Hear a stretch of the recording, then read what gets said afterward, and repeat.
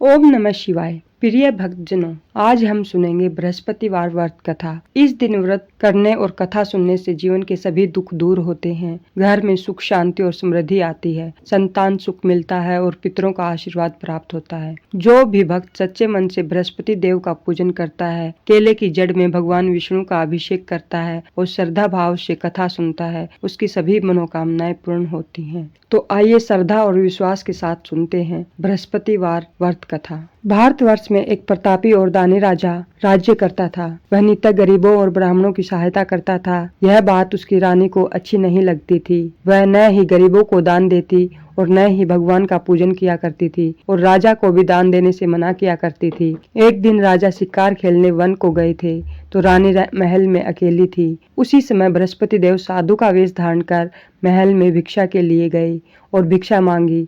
रानी ने भिक्षा देने से इनकार किया और कहा, हे साधु, मैं तो दान पुण्य से तंग आ गई हूँ। मेरा पति सारा धन लुटाते रहते हैं। मेरी इच्छा है कि हमारा धन नष्ट हो जाए, फिर न रहेगा बांस और न बजेगी बांसुरी। साधु ने कहा, हे देवी, तुम तो बड़ी विचित्र हो। धन संतान तो सभी चाहते हैं, पुत्र और लक्ष्मी तो पापी के घर में भी होने चाहिए।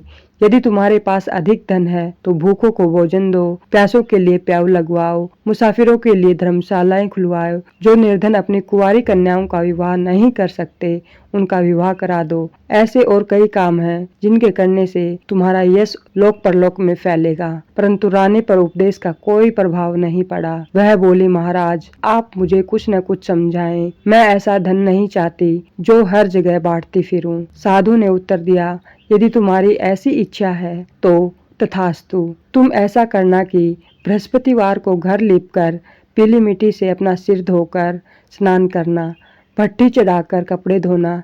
ऐसा करने से आपका सारा धन नष्ट हो जाएगा। इतना कहकर साधु महाराज वहाँ से अंतर्ध्यान हो गए। साधु के अनुसार कई बातों को पूरा करते हुए रानी को केवल 3 बृहस्पतिवार ही बीते थे कि उनकी समस्त धन संपत्ति नष्ट हो गई। भोजन के लिए राजा का परिवार तरसने लगा। तब एक दिन राजा ने रानी से बोला कि हे रानी, तुम यही रहो, मैं दूसरे देश को जाता हूँ, क्योंकि यहाँ पर कोई मुझे पहचान लेगा, इसलिए मैं कोई छोटा कार्य नहीं कर सकता। ऐसा कहकर राजा परदेश चला गया। वहाँ वह जंगल से लकड़ी काट कर लाता और शहर में बेचता। इस तरह वह अपना जीवन व्यतीत करने लगा। इधर राजा के परदेश जाते ही रानी और दासी दुखी रहने लगी। एक बार जब रानी और दासी को 7 दिन तक बिना भोजन के रहना पड़ा तो रानी ने अपनी दासी से कहा, हे दासी, पास ही के नगर में मेरी बहन रहती है, वह बड़ी धनवान है, तू उसके पास जा और कुछ ले आ ताकि थोड़ी बहुत गुजर बसर हो जाए। दासी रानी की बहन के पास गई। उस दिन गुरुवार था और रानी की बहन उस समय बृहस्पतिवार व्रत की कथा सुन रही थी। दासी ने रानी की बहन को अपनी रानी का संदेश दिया, लेकिन रानी की बड़ी बहन ने कोई उत्तर नहीं दिया। जब दासी को रानी की बहन से कोई उत्तर नहीं मिला तो वह बहुत दुखी हुई और उसे क्रोध भी आया। दासी ने वापस आकर रानी को सारी बात बता दी। सुनकर रानी ने भाग्य को कोसा। उधर रानी की बहन ने सोचा कि मेरी बहन की दासी आई थी, परंतु मैं उससे नहीं बोली, इससे वह बहुत दुखी हुई होगी। कथा सुनने और पूजा समाप्त करने के बाद वह अपनी बहन के पास गई। हे बहन, मैं बृहस्पतिवार का व्रत कर रही थी। तुम्हारी दासी मेरे घर आई थी, परंतु जब तक कथा होती है तब तक न तो उठते हैं और न ही बोलते हैं, इसलिए मैं नहीं बोली। कहो दासी क्यों गई थी? रानी बोली, बहन, तुमसे क्या छिपाऊं, हमारे घर में खाने तक को अनाज नहीं था। ऐसा कहते कहते रानी की आंखों में आंसू आ गए। उसने दासी समेत पिछले 7 दिनों से भूखे रहने की बात बताई। रानी की बहन बोली, देखो बहन, भगवान बृहस्पति देव सबकी मनोकामना पूर्ण करते हैं। देखो शायद तुम्हारे घर में अनाज रखा हो। पहले तो रानी को विश्वास नहीं हुआ, पर बहन के कहने पर उसने दासी को अंदर भेजा तो उसे सचमुच अनाज से भरा एक घड़ा मिल गया। यह देखकर दासी को बड़ी हैरानी हुई। दासी रानी से कहने लगी, हे रानी, जब हमको भोजन नहीं मिलता तो हम व्रत ही तो करते हैं, इसलिए क्यों न इनसे व्रत और कथा की विधि पूछ ली जाए ताकि हम भी व्रत कर सकें। तब रानी ने अपनी बहन से बृहस्पतिवार व्रत के बारे में पूछा। उसकी बहन ने बताया, बृहस्पतिवार के व्रत में चने की दाल और मुनक्का से विष्णु भगवान का केले की जड़ में पूजा करते हैं तथा दीपक जलाते हैं। व्रत कथा सुने और पीला भोजन ही करें, इससे बृहस्पति देव प्रसन्न होते हैं। व्रत और पूजन विधि बताकर रानी की बहन अपने घर को लौट गई। 7 दिन के बाद जब गुरुवार आया तो रानी और दासी ने व्रत रखा। गुड़साल में जाकर चना और गुड़ लेकर आई, फिर उसके केले की जड़ और भगवान विष्णु की पूजा की। अब पीला भोजन कहाँ से आए, इस बात को लेकर दोनों दुखी हो गई। चूंकि उन्होंने व्रत रखा था इसलिए बृहस्पति देव उनसे प्रसन्न थे, इसलिए वे एक साधारण व्यक्ति का रूप धारण कर 2 थालों में सुंदर पीला भोजन दासी को दे गए। भोजन पाकर दासी प्रसन्न हुई और फिर रानी के साथ मिलकर भोजन ग्रहण किया। उसके बाद वे सभी गुरुवार को व्रत और पूजा करने लगी। बृहस्पति भगवान की कृपा से उनके पास फिर से धन संपत्ति आ गई, परंतु रानी फिर से पहले की तरह आलसी हो गई। तब दासी बोली, देखो रानी, तुम पहले भी इस प्रकार आलस करती थी, तुम्हें धन रखने में कष्ट होता था, इस कारण सभी धन नष्ट हो गया, और अब जब भगवान बृहस्पति की कृपा से धन मिला है तो तुम्हें फिर से आलस होता है। रानी को समझाते हुए दासी कहती है कि बड़ी मुसीबतों के बाद हमने यह धन पाया है, इसलिए हमें दान पुण्य करना चाहिए, भूखे मनुष्यों को भोजन कराना चाहिए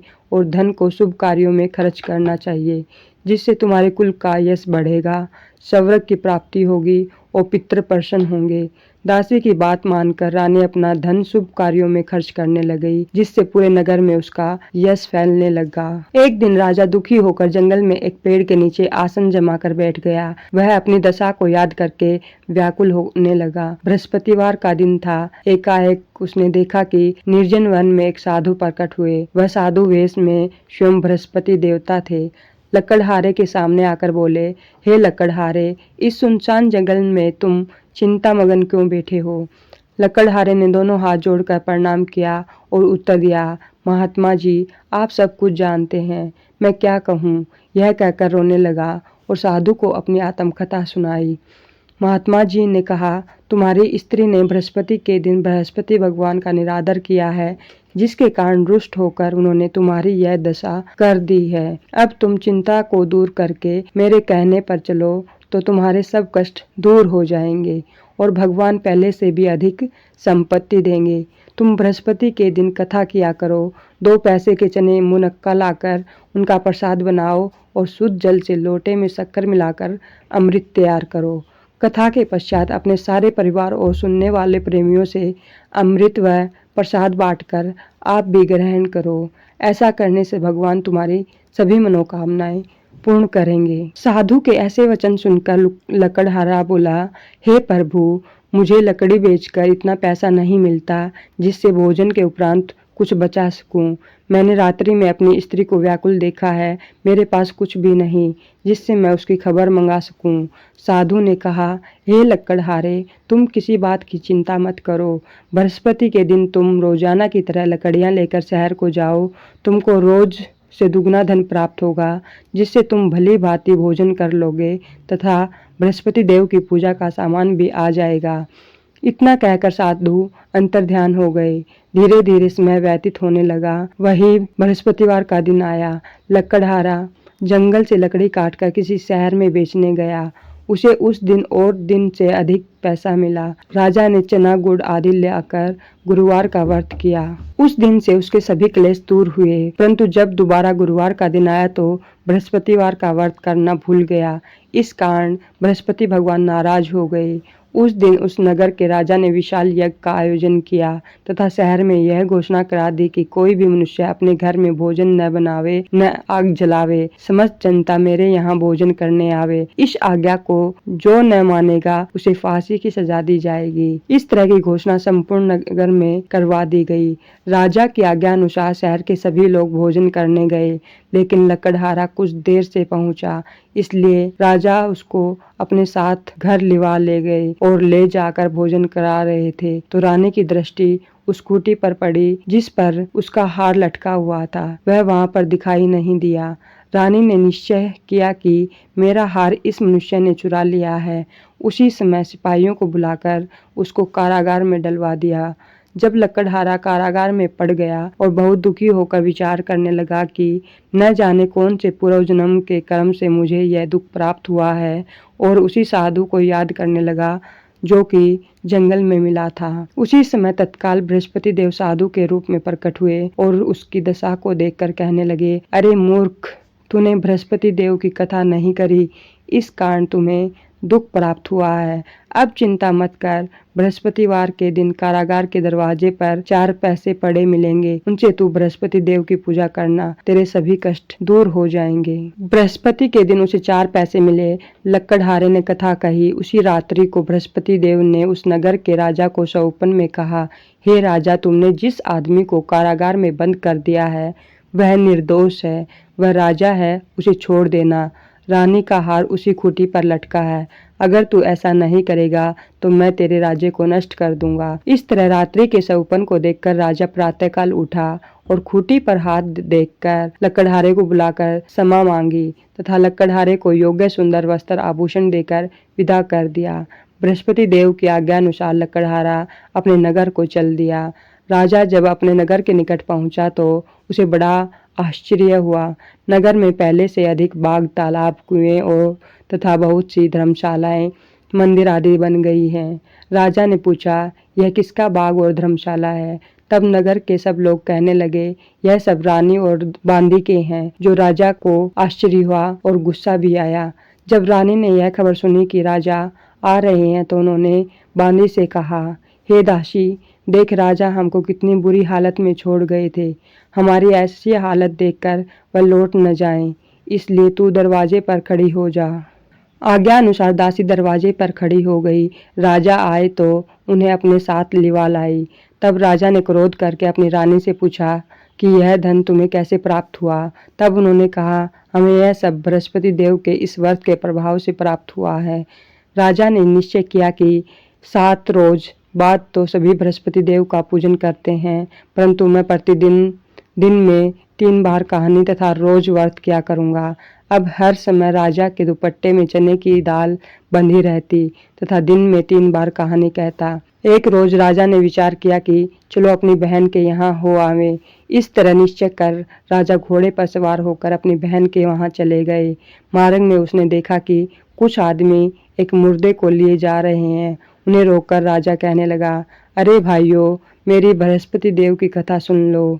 वे बोले, लो, हमारा तो आदमी मर गया है, इसको अपनी कथा की पड़ी है। परंतु कुछ आदमी बोले, अच्छा कहो, हम तुम्हारी कथा भी सुनेंगे। राजा ने दाल निकाली और जब कथा आदि हुई थी कि मुर्दा हिलने लग गया और जब कथा समाप्त हो गई तो राम राम करके मनुष्य उठकर खड़ा हो गया। आगे मार्ग में उसे एक किसान खेत में हल चलाता मिला। राजा ने उसे देख और उससे बोले, अरे भैया, तुम मेरी बृहस्पतिवार की कथा सुन लो। किसान बोला, जब तक मैं तेरी कथा सुनूंगा तब तक 4 हरिया जोत लूंगा। जा अपनी कथा किसी और को सुनाना। इस तरह राजा आगे चलने लगा। राजा के हटते ही बैल पछाड़ खाकर गिर गए तथा किसान के पेट में बड़ी जोर का दर्द होने लगा। उस समय उसकी माँ रोटी लेकर आई। उसने जब यह देखा तो अपने पुत्र से यह सब हाल पूछा और बेटे ने सभी हाल कह दिया। तो बुढ़िया दौड़ी दौड़ी उस घुड़सवार के पास गई और उससे बोले कि मैं तेरी कथा सुनूंगी, तू अपनी कथा मेरे खेत पर चलकर ही कहना। राजा ने बुढ़िया के खेत पर जाकर कथा कही, जिसे सुनते ही वह बैल खड़े हो गए।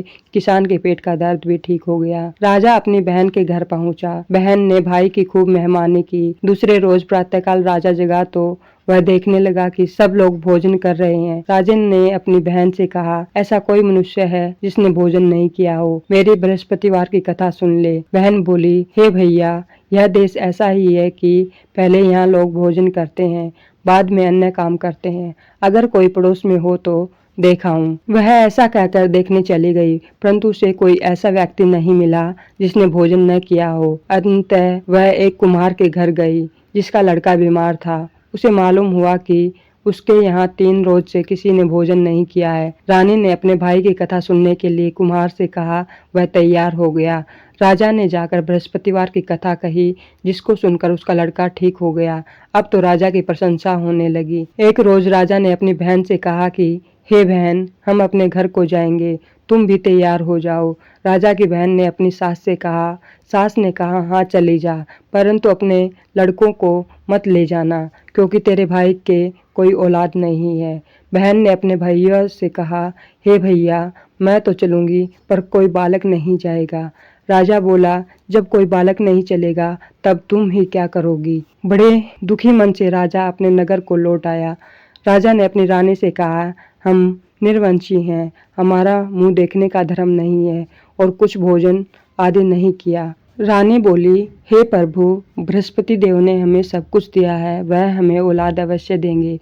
उसी रात को बृहस्पति देव ने राजा से सौपन में कहा, हे राजा, उठ, सभी सोच त्याग दे, तेरी रानी गर्भ से है। राजा की यह बात सुनकर बड़ी खुशी हुई। 9वें महीने में उसके गर्भ से एक सुंदर पुत्र पैदा हुआ।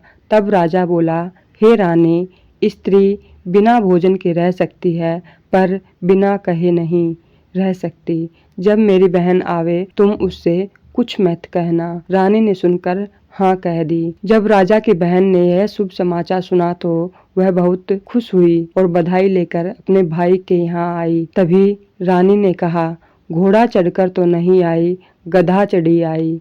राजा की बहन बोली, भाभी, मैं इस प्रकार न कहती तो तुम्हें औलाद कैसे मिलती। बृहस्पति देव ऐसे ही हैं, जैसे जिसके मन में कामनाएं हैं सभी को पूर्ण करते हैं। बृहस्पतिवार की आरती बृहस्पति देव को समर्पित है और इस आरती का पाठ करने से ज्ञान, गुण और विवेक की प्राप्ति होती है। साथ ही सभी मनोकामनाएं पूर्ण होती हैं।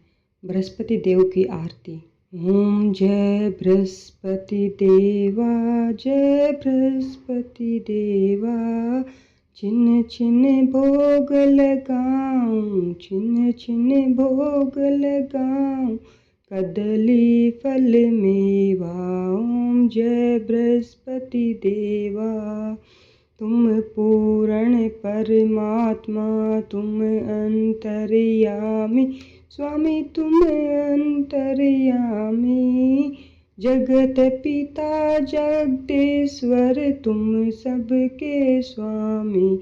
ओम जय बृहस्पति देवा, चरणामृत निज निर्मल, सब पातक हरता, स्वामी सब पातक हरता, सकल मनोरथ दायक, कृपा करो भरता। ओम जय बृहस्पति देवा, जो कोई आरती तेरी प्रेम सहित गावे, स्वामी प्रेम सहित गावे, हे गुरु मन को लगा के सो निश्चय फल पावे।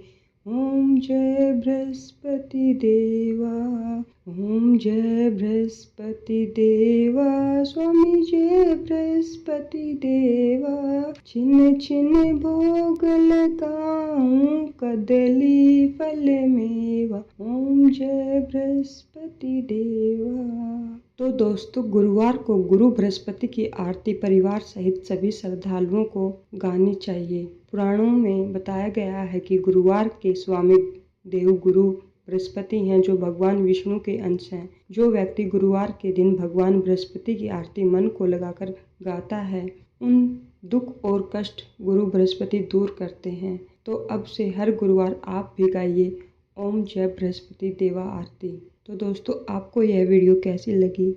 अगर वीडियो अच्छी लगी हो तो वीडियो को लाइक शेयर ज़रूर करें। चैनल को सब्सक्राइब करना न भूलें। ओम जय बृहस्पति देव।